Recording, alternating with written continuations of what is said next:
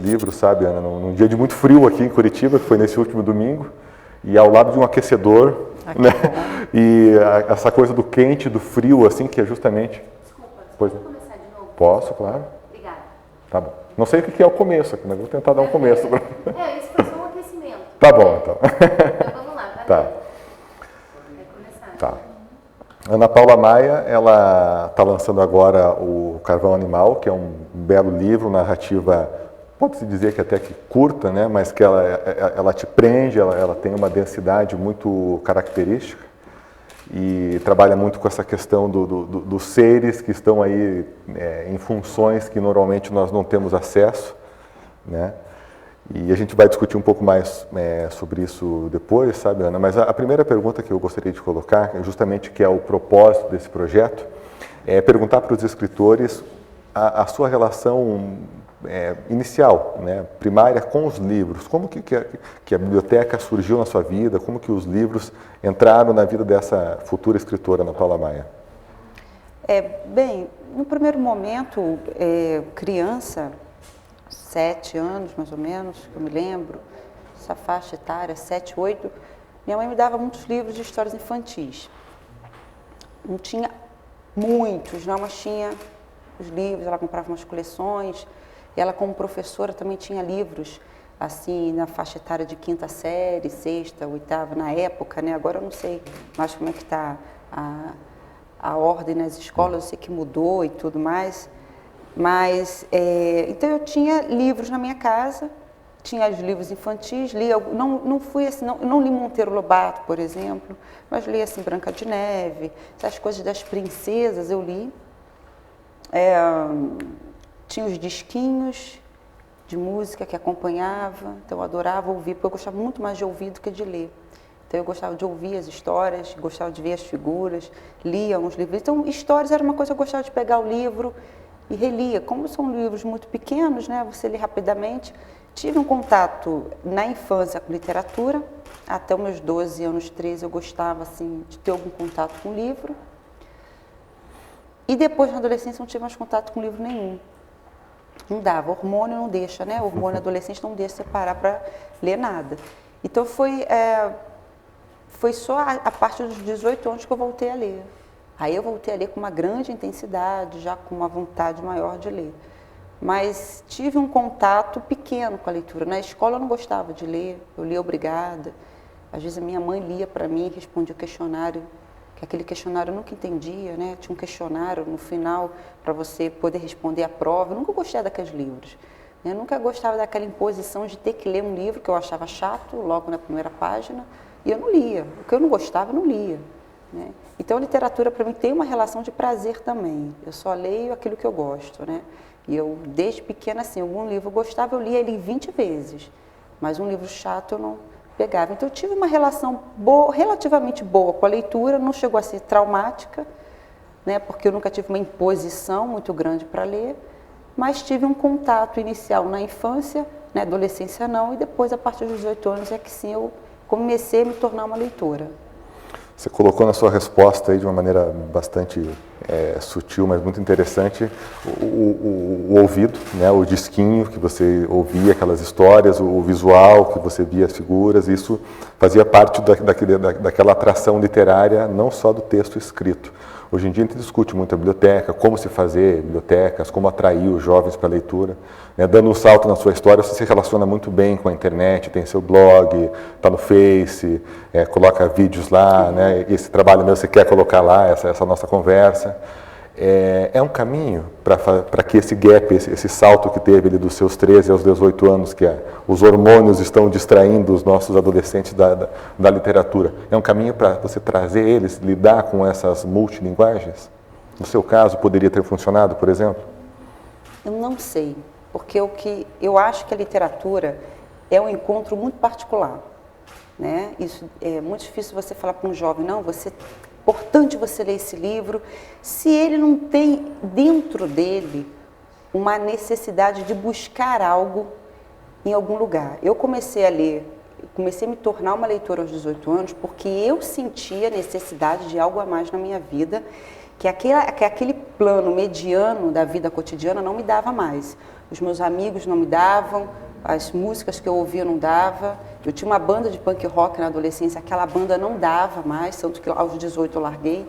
Então aquele plano adolescente, chegou uma hora que não cabia, não dá mais, acabou. Tem faltando algo. E esse algo, por acaso, eu encontrei nos livros, porque eu estava sedenta, precisando de algo. Puxei da estante um livro, eu lembro que eu comecei lendo filosofia. Eu só fui chegar nos romances, na ficção, na prosa. Fui chegar nisso com quase uns 3 anos de leitura, foi que eu comecei a me enraizar na prosa. Mas antes, eu li uma prosa ou outra, de vez em quando eu gostava muito de tese, ensaio, livros de filosofia. Ficava lendo isso, fiquei muito tempo lendo isso. Ou seja, mas era uma busca muito particular. Então, como atrair o jovem para a leitura? Tem muitos livros muito focados no universo adolescente. Eu nunca gostei nada focado no universo adolescente, até porque eu já estava entediadíssima com o universo adolescente. A última coisa que eu queria na minha vida era o universo adolescente, porque eu já vivia nele, já estava entediada com ele. Eu queria era sair daquele universo adolescente que eu achava já medíocre. Passou isso de mim. Com 18 anos já tinha acabado. Chega, tá bom, deu de adolescência para mim. Mas isso era comigo. Então eu acho que puxar o jovem para isso, mas que tipo de jovem a gente está falando? Eu acho que a maioria vai ser sempre mediana. A maioria vai ser sempre desinteressada em ler.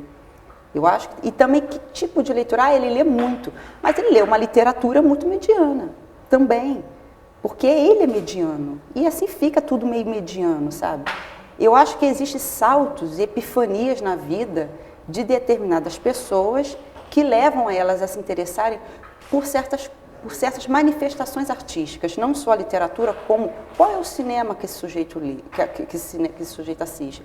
Quais são as peças de teatro que ele ao menos tem interesse de assistir, né? Isso tudo confabula muito, porque não é só o texto literário, mas é esse entorno todo de arte, do que atrai o olhar dele, o que ele escuta, o que ele acha interessante na música.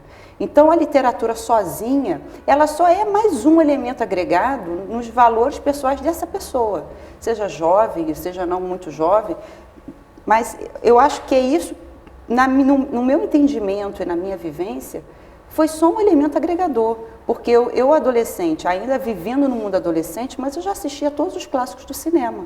A literatura veio depois, mas o cinema veio antes, e o bom e grande cinema veio muito antes. Então era evidente que eu não ia sair de grande cinema para cair numa literatura medíocre depois como leitora. Não seria desequilibrado, né? Quer dizer, eu já saí de um grande cinema e fui ler os grandes autores. Eu li os grandes clássicos durante um bom tempo. Grandes obras, aquilo sim me alimentava e falava comigo. Então eu acho que como construir isso nesse jovem é muito difícil. Como você vai fazer o sujeito ter interesse por aquilo? Não faço a menor ideia. Eu acho que são epifanias que existem pelo caminho, que acontece com um ou outro. Não vai acontecer com todos, né? Mas eu acho que dar subsídio para a leitura, através da internet, através do trabalho das bibliotecas, só em um sujeito ler, já ser alfabetizado, ter interesse por ler e pensar o mundo um pouquinho além, já é alguma coisa muito boa. Eu acho que querer mais do que isso da massa não consegue. Você consegue um pouco mais, levar os jovens a se interessar um pouco mais e a ser um pouco menos mediano. Até pode, mas mais do que isso é um outro. Isso vai partir também de dentro dele, né? Então eu acho que não existe muito como a gente conduzir esse caminho. Acho que é uma coisa particular mesmo. Esses seus 13 anos aos 18 que ficaram ali relativamente longe da literatura, justamente o que se considera adolescência, né? E uma das suas grandes, até interessante, uma das suas grandes influências que você já falou é o Salinger, que foi aí, dizem que inventou a adolescência. A adolescência foi o primeiro autor que eu li o Salinger já com 21 anos. Já não era mais uma adolescente, né? Já não era mais. E foi toda a base de influência para o meu primeiro livro, porque o Salinger, que escreveu esse livro na década de 50, 1950 mais ou menos, né? Eu não tinha lido. Era para mim o livro mais novo que eu tinha lido até então, porque eu estava lendo Gregos, eu estava lendo Dostoiévski, eu estava lendo Kafka. Então, ele ali foi o momento mais jovem, até uma literatura mais fresca, sabe? Para mim, quando eu li, falei, nossa, pode escrever desse jeito? Eu estava lendo o quê? Nessa época, eu também estava lendo Os Miseráveis. Victor Hugo? Os Miseráveis... Victor Hugo? Victor Hugo, do Victor Hugo. Então, eu estava nisso, estava ali, né? Dom Quixote, eu estava só nas Nos coisas clássicos, finas, só no classudo. Quando eu cheguei no Salinger, foi uma coisa. Falei, nossa, pode escrever desse jeito? Olha só. Teria lido antes, deu essa impressão? Se eu teria lido, teria. Se te tivesse conhecido, se alguém chegasse nos seus 13 Não anos sei, e te apresentasse não o sei. Salinger. Eu não sei se eu teria lido. Não ficou com essa impressão, Não né? fiquei com essa impressão. Eu li na hora que era para ler. E aquilo me fez um efeito. Foi tão importante aquela leitura que ela foi a base de influência para o meu primeiro romance, que é o Habitante das Falhas Subterrâneas. É um paralelo direto a esse livro. Não é a minha voz literária, não era ainda o que eu né? Mas o primeiro livro não tem que ser nada, tem que sair alguma coisa se assim tiver de sair. E eu encontrei um paralelo e que foi muito importante para mim, né? E que trouxe uma influência muito grande. Acabou que a minha voz foi mudando muito, porque eu fui encontrando meu caminho, fui avançando, fui construindo coisas que realmente eu queria, fui pensando melhor. O primeiro livro é muito difícil e é um romance relativamente longo até o meu primeiro romance. E é um livro que, quer dizer, quando você termina um primeiro livro, que está todos os elementos lá, início, meio e fim, tudo direitinho, você atravessou uma etapa na sua vida, né? É o início, e é um início muito difícil você conseguir já começar com um romance relativamente longo. Então, teve uma influência muito grande, o Salinger, para mim, de trazer algo que era muito novo para mim, e eu já vivendo, né, muito depois dele, numa contemporaneidade que já estava além daquilo, e aquilo ali para mim era novidade, né? Não sei, era final da 1999, por aí, não, mais um pouco, era mais um pouco. Esse livro é de 2003, o lançamento, 2003, pelo menos, né? o lançamento. Acho que eu li o Salles em 99 e 2000. Foi uma coisa muito rápida, né? Eu já estava lendo coisas antes, mas ele foi 99 e 2000, porque o meu livro de escrito a ser lançado, acho que foi mais ou menos um ano. Então, foi por ali que eu li o Salles, entre 99 e 2000. Quer dizer, não foi... Já quanto a contemporaneidade eu já deveria estar vivendo e não estava, mas ele era para mim algo completamente revolucionário quando eu li naquele momento. Então tem isso também, por isso que o livro nunca envelhece, porque ele encontra os seus pares em e sempre vai encontrar seus pares em décadas diferentes, né?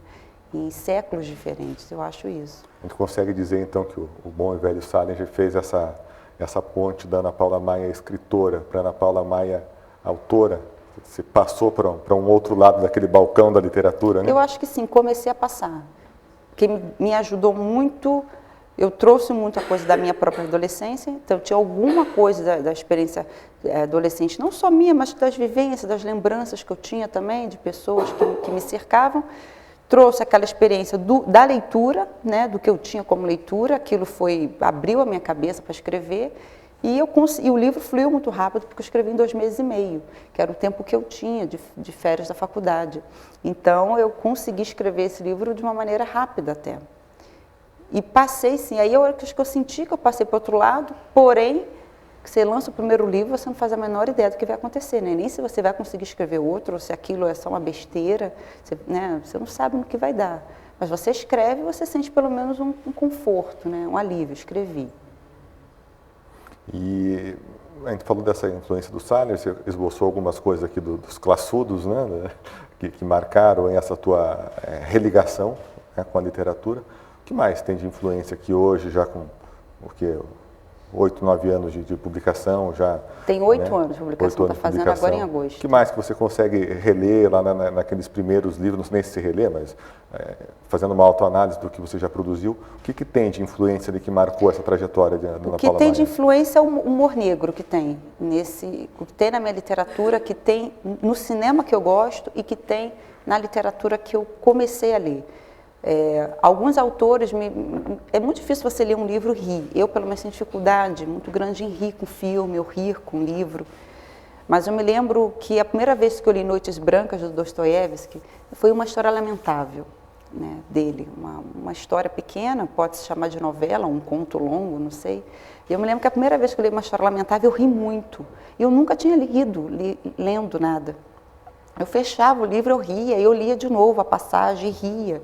Então, para mim, Dostoiévski é um autor, apesar de muito pesado, trabalhar com uma camada muito do sub-humano, mas em relação à alma humana, muito engraçado.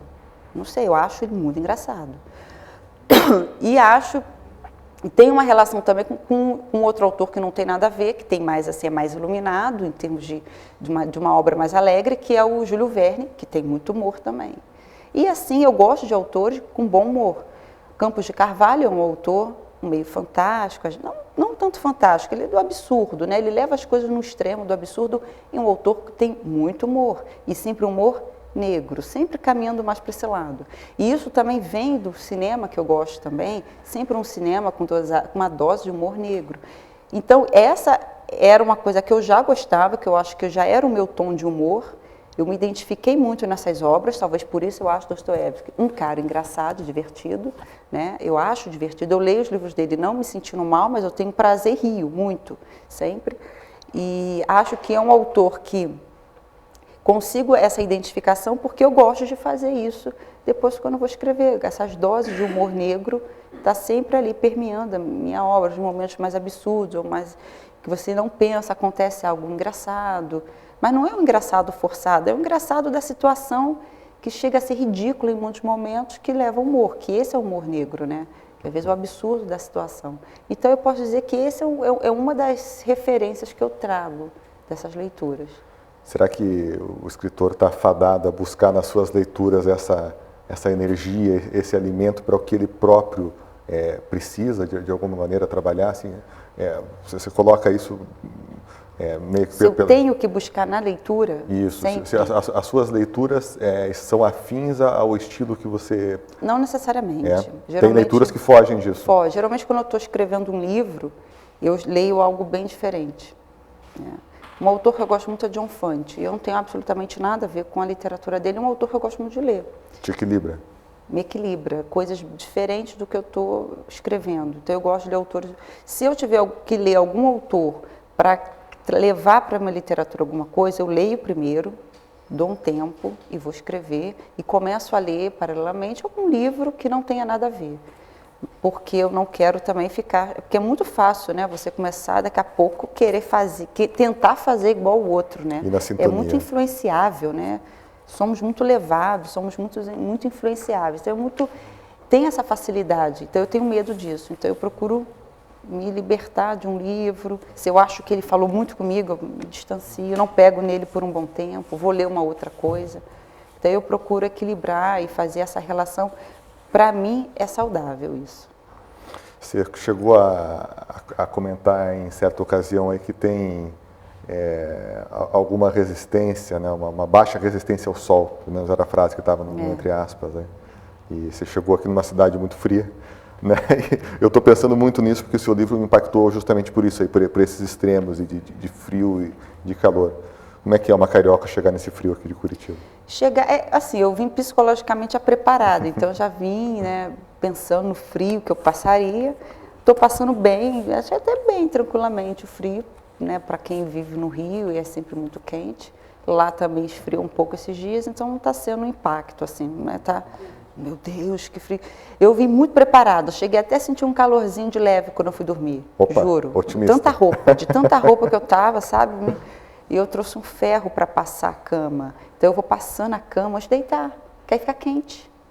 Não é uma boa ideia? Esquenta aquele cubo de gelo que você vai deitar para dormir, né? Você passa ele primeiro. Aí deita. Então eu fui pensando, antes de vir, eu fui me preparando psicologicamente para vir para cá e deu certo. Eu estou rindo com essa história do ferro aí, porque tem você contou que tem uma história sua que o seu primeiro insight desse livro veio quando o seu apartamento quase pegou fogo. Quase pegou fogo. Estou começando a entender os seus hábitos e como é que você chegou. Pois é, quase pegou por causa de uma vela. Tinha queimado a lâmpada do meu quarto, no dia seguinte a faxineira ia lá e eu fiquei com muito medo de subir para trocar sozinha, porque eu não tinha onde me apoiar. Subiria na escada, mas o teto é muito alto. Fiquei com medo de cair, né? Eu tenho uma certa labirintite, assim, sabe? De vez em quando eu fico meio tonta. Falei, eu vou cair desse negócio, melhor não. Aí peguei e coloquei uma vela, um potinho em cima de uma prateleira, sozinha, a prateleira estava vazia. E fui para a sala, estava justamente deitado no sofá lendo um livro, cochilei. Aí acordei, assim, sei lá, uns 20 minutos depois, meia hora depois, não lembro quanto tempo levou. Quando eu cheguei no quarto, uma prateleira estava pegando fogo. E aí eu, desesperada, né, saí correndo, peguei um balde, enchi d'água, taquei. Quando eu joguei, o fogo avançou em mim. Espalhou o fogo. Eu joguei, ele fez ainda faz um barulho, né, parece uma serpente, né, avançando. E aquilo foi muito assustador. Eu consegui apagar, mas fiquei muito assustada, o coração ficou acelerado.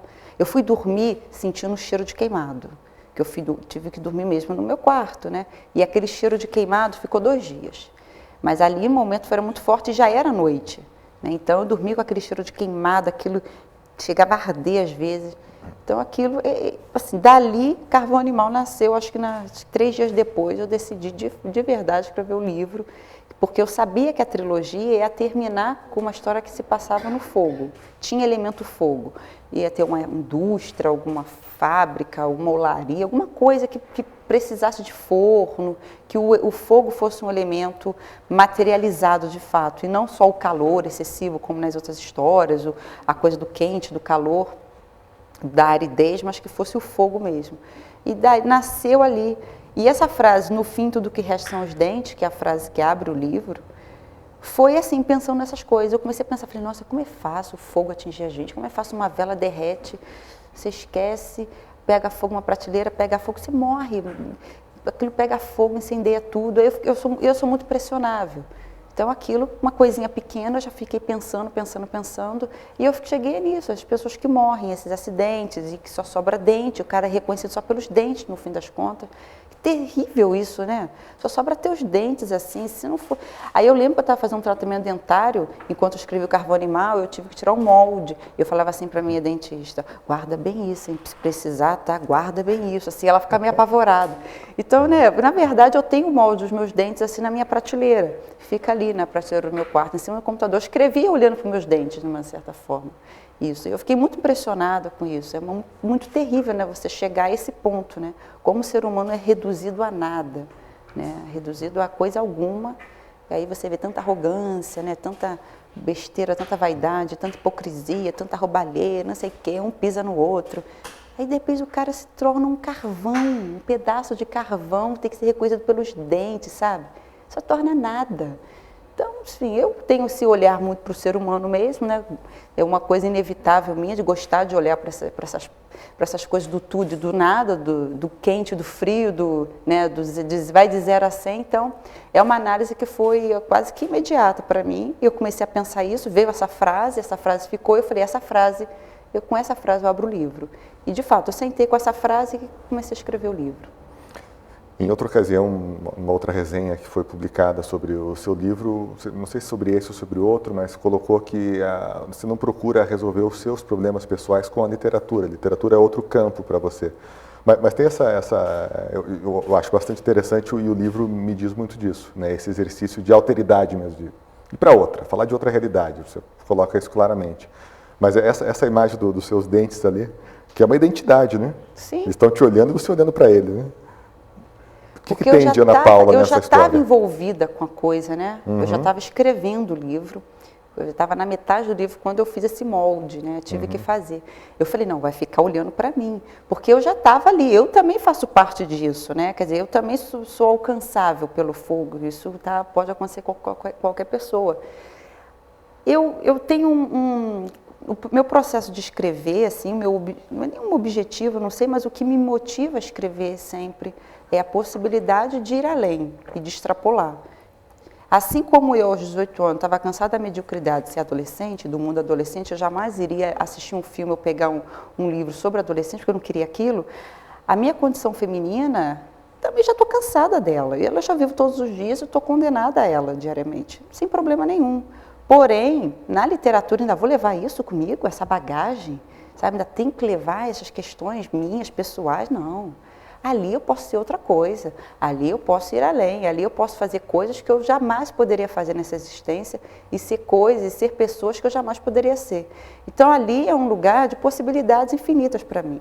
A literatura me dá essa abertura ampla, importante, para mim pessoalmente, né? Então quando eu vou para lá eu quero coisas novas, eu quero abrir um porco, eu quero quebrar asfalto.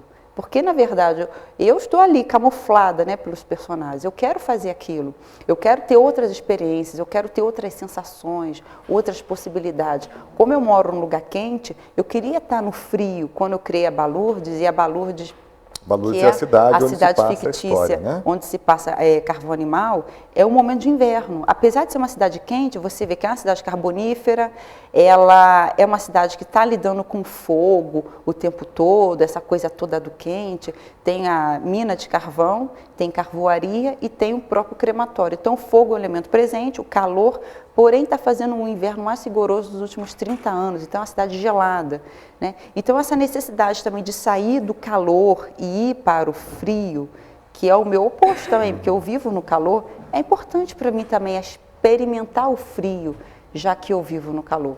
Acho que se eu vivesse no frio, eu ia talvez escrever histórias que se passassem mais no calor, não sei bem isso. Como eu vivo numa cidade urbana, moro num meio urbano, é importante eu jogar minhas histórias por uma área cada vez mais rural e cada vez mais para o interior, porque os sons da cidade, muitas vezes, me incomodam. Então, minhas histórias não têm muito celular. A Baluch, nem sei se existia celular nessa época. Então, assim, são histórias que não tem muito celular, essa interferência, não tem internet, ninguém tem isso. É uma coisa à parte, né? Você está num outro mundo. Eu levo os personagens para uma margem mesmo, justamente para que eu possa entender e ver um pouco mais deles.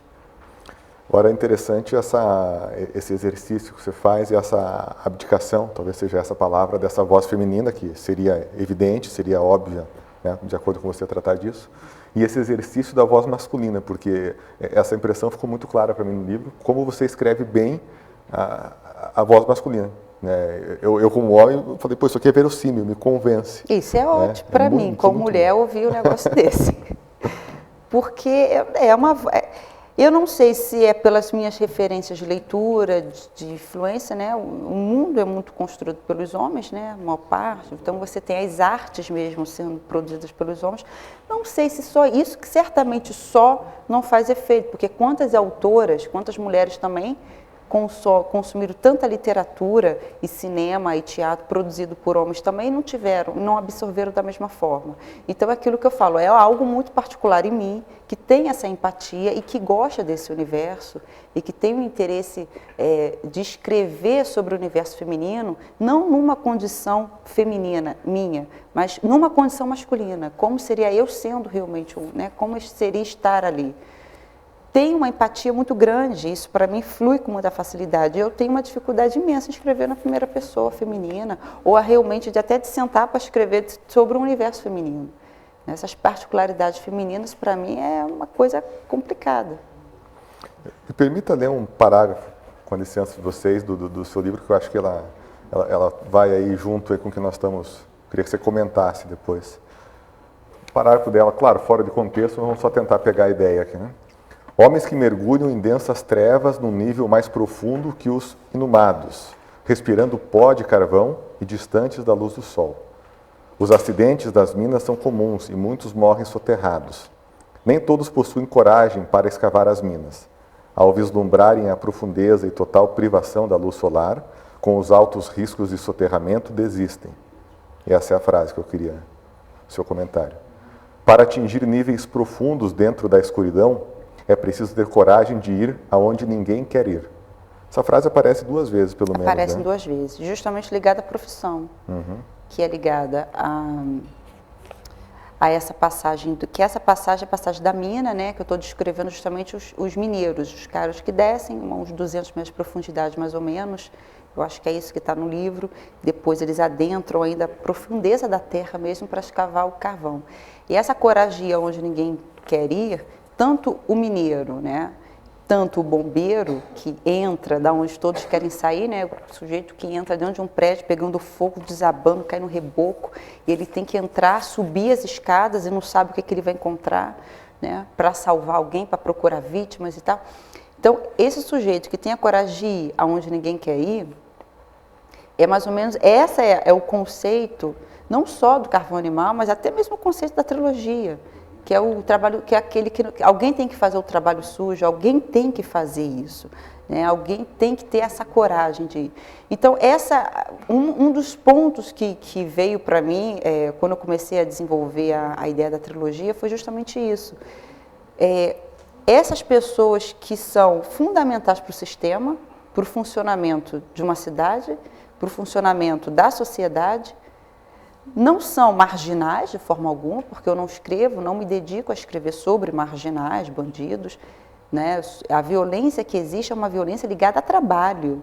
Sem toda a violência do livro, mas é uma escrita violenta. Não, mas é uma violência ligada ao trabalho. Eles estão dentro da lei, né? Estão dentro da lei, eles estão... Sistema, Só que o sujeito amparados. está trabalhando, ele entra numa mina, ele está a 200 metros de profundidade, privado do sol, né? O personagem desse livro, ele já não vê o sol há 3 anos, porque, de fato, eles almoçam e fazem as refeições dentro de uma das galerias. Ele desce antes do sol nascer